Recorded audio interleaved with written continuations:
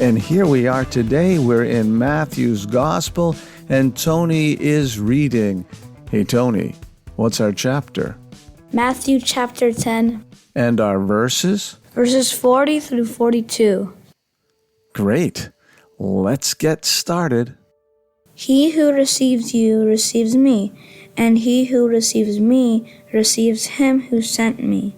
He who receives a prophet in the name of a prophet shall receive a prophet's reward, and he who receives a righteous man in the name of a righteous man shall receive a righteous man's award.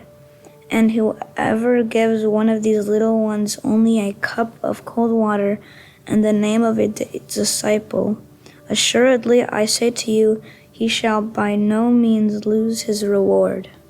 Great job, Tony. Thank you. And You're welcome. Thank you for finishing up our 10th chapter of Matthew for us today. That was great. And I think tomorrow we'll be starting the 11th chapter. Do you know who's going to be reading the 11th chapter, Tony? My sister, Liana. Okay, your sister Eliana will be reading. Great. And we'll look forward to that. Generally, we can tell how much we love God by the way we treat others. When you give something to a child, they might not return the favor. Why? Because they're a child. That's what Jesus means by giving a cup of cold water to a little one. But God sees every good deed that we do or don't do as if He was the one receiving it Himself. Can you think of some good thing that you could do for someone else, even if they couldn't return the favor?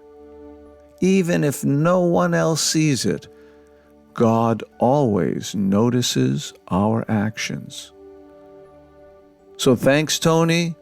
I'm Father Alexis, and remember, Christ is in our midst. He is and ever shall be.